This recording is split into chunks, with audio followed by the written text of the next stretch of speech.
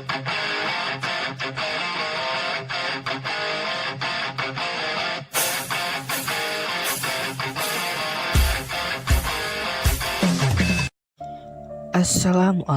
warahmatullahi wabarakatuh.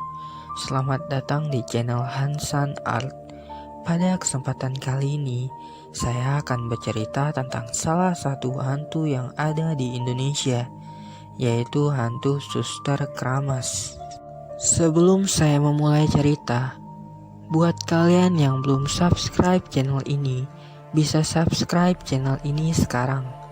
Dan jangan lupa bunyikan lonceng notifikasinya, supaya kalian tidak ketinggalan video-video yang akan saya upload di channel ini. Hantu Suster Keramas merupakan hantu yang cukup terkenal di Indonesia, karena sempat dijadikan film pada tahun 2009 lalu.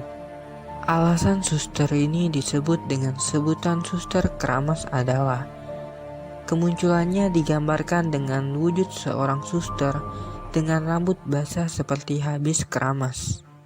Ada juga yang mengatakan ketika dia hidup dia sangat suka sekali keramas. Bahkan dia pernah menghabiskan waktu untuk keramas selama 24 jam nonstop. Kemunculan hantu ini tentu saja ada asal-usulnya. Kali ini saya akan membahas asal-usul dari hantu Suster Keramas.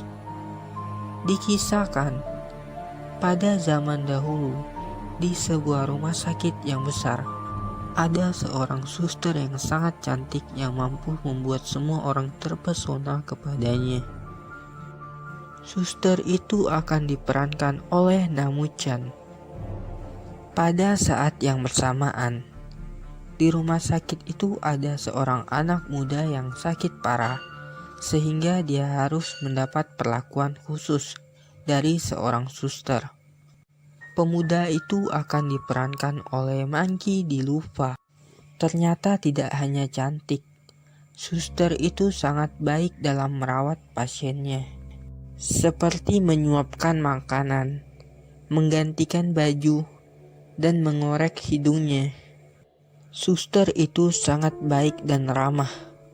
Hal itu pula membuat pemuda itu jatuh hati kepada suster itu, dan mereka pun saling jatuh cinta. Lama-kelamaan pun mereka semakin sering bertemu, dan akhirnya mereka pun berpacaran.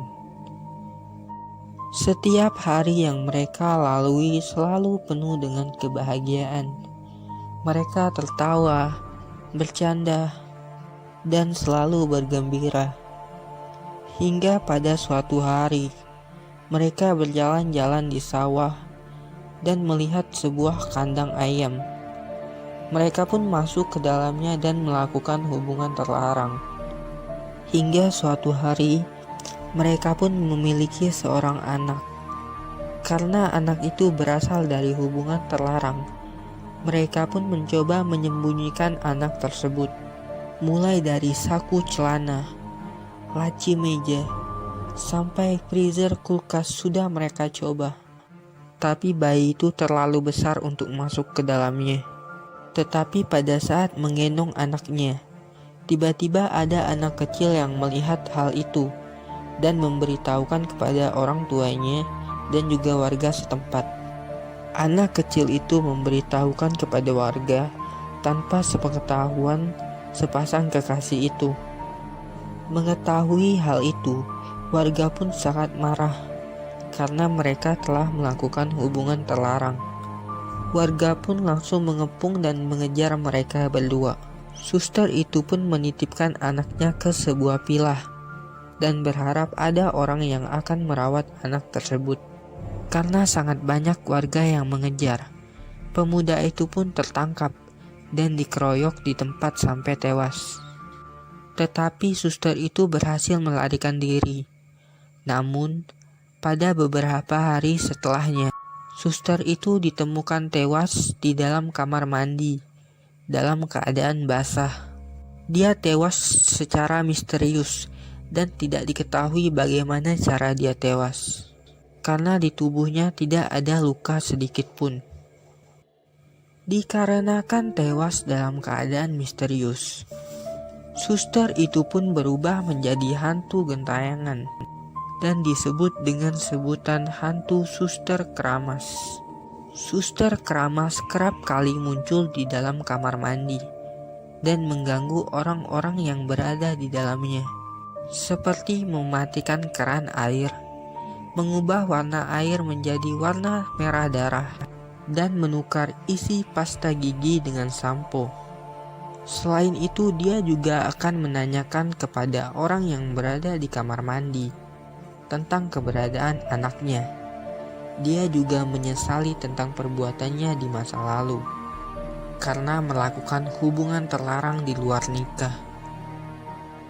Oke guys, seperti itulah kurang lebih kisah asal-usul dari hantu Suster Keramas. Pelajaran yang dapat kita ambil dari kisah ini adalah jangan pernah memasukkan bayi kalian ke dalam saku, karena tidak akan pernah muat.